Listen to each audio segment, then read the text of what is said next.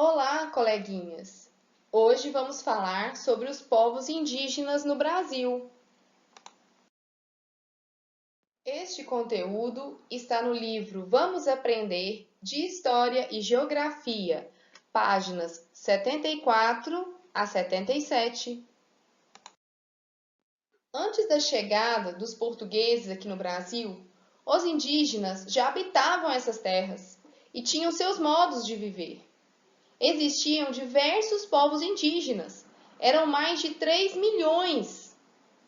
Muitos deles viviam em aldeias, lideradas por um chefe, e viviam de forma seminômade, ou seja, deslocavam-se de um local para outro em busca de melhores recursos naturais, como água e alimentos. Os indígenas caçavam, pescavam, coletavam frutos e raízes, além de cultivar pequenas áreas de plantio. Observe o mapa. Verifique que todo o território brasileiro era ocupado por povos indígenas. Vários povos. Tinham Gê, Pano, Cariri, Caraíba, Tucano, Charruá, Aruaque, Tupi-Guarani, entre outros grupos. Vários povos. Depois do contato com os europeus, alguns indígenas deixaram de realizar seus ritos religiosos, mudaram suas vestimentas, foram escravizados e perseguidos, fugiram para o interior das matas, foram mortos em conflitos ou por doenças trazidas pelos portugueses, como gripe e sarampo. E hoje, como é a realidade dos indígenas no Brasil? Segundo o IBGE, Instituto Brasileiro de Geografia e Estatística, e a FUNAI, Fundação Nacional do Índio, atualmente há cerca de 240 povos indígenas diferentes e 270 línguas faladas por eles. Mais de 300 mil indígenas vivem nas cidades, na maioria das vezes em situações de exclusão e pobreza. A grande maioria da população indígena vive em terras coletivas, declaradas pelo governo federal e reservadas para posse e ocupação exclusiva dos indígenas. Entretanto, vários povos aguardam a regularização dessas terras. Há também povos indígenas isolados, ou seja, que não têm contato com pessoas não indígenas e têm suas terras interditadas para sua proteção. Observe essa charge. Ela retrata e critica a realidade do indígena no nosso país. Ele foi e é desrespeitado. Vive sem dignidade, esperando a boa vontade da sociedade e do governo. Veja com atenção a explicação sobre a questão indígena no Brasil. Esse não é um filme de ficção. É um vídeo que explica um dos motivos da disputa pela Amazônia brasileira. E o foco aqui são os povos indígenas, que há décadas buscam o reconhecimento de seus territórios tradicionais. São mais de 800 mil índios de 246 etnias que falam centenas de línguas. Estes povos estão em mais de 700 terras, que ocupam 13% do Brasil.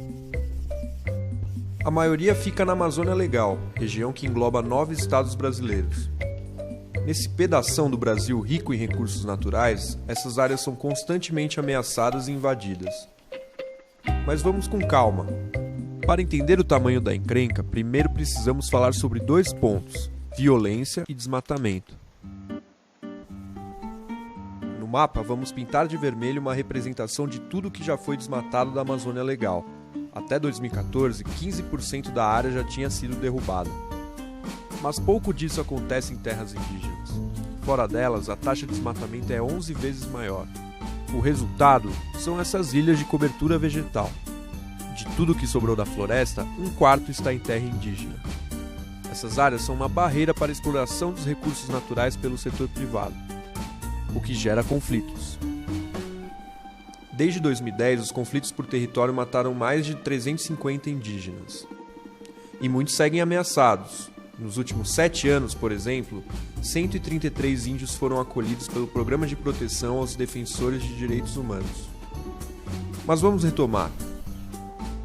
Uma terra indígena é um pedaço de chão com usufruto exclusivo concedido pelo Estado brasileiro.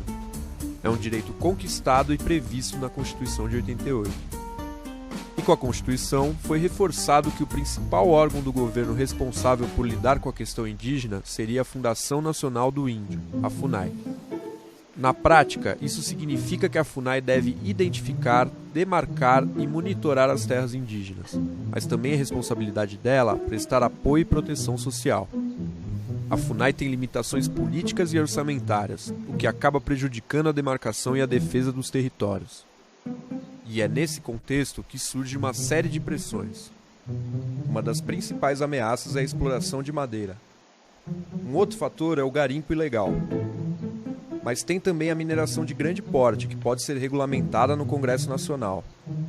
E além de tudo isso, os índios também sofrem com a construção de grandes obras, como a hidrelétrica de Belo Monte, no Pará. Se de um lado o índio faz da floresta um lugar sustentável, as pressões em seu modo de vida levam ao desmatamento, contaminam o solo, os rios, expulsam a fauna e poluem o ar. Com todas essas ameaças, a demarcação da terra indígena é um passo fundamental para a resolução dos conflitos. E há um processo bem claro para que isso seja feito. Em primeiro lugar, a FUNAI nomeia um antropólogo para fazer os estudos de identificação. Com a aprovação da FUNAI, o estudo é aberto para contestações de terceiros.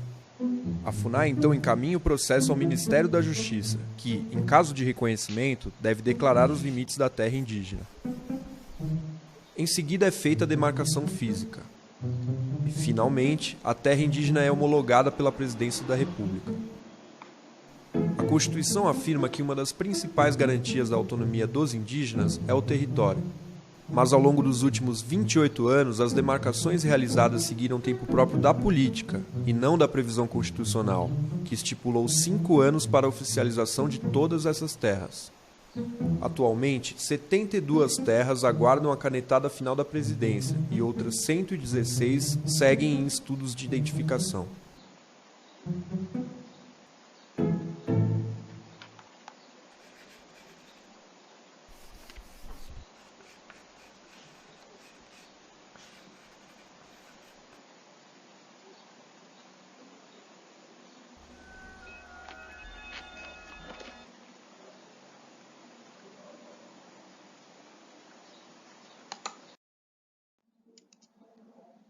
Cada povo indígena tem sua riqueza cultural, seus ritos, seus tipos de pintura corporal e ornamentos.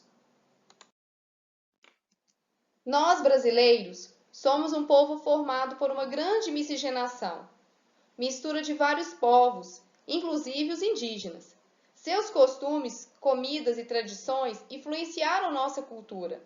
Cada povo merece ter sua cultura respeitada e valorizada, livre de preconceitos. Estude bastante. Saudades de você. Abraços. Até mais.